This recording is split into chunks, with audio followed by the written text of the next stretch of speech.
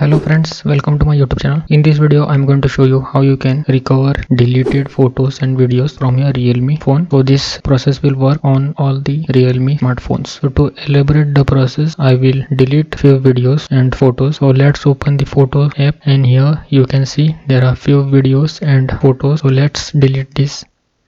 So let's tap on delete and delete these files. So now you can see these files are deleted. So in case if you want to recover these deleted photos or videos, you'll need to go to albums, scroll down. Here you will get recently deleted option. Just tap on it. So here you can see all the deleted files, which is photos and videos, are stored over here. It is similar like recycle bin which you find in your computer. So you can just tap on edit and restore them, or else you can just tap on one by one and restore it by tapping on restore, and all the deleted items, which is photos and videos, will be restored. So this is how you can recover deleted videos and photos on your Realme phone.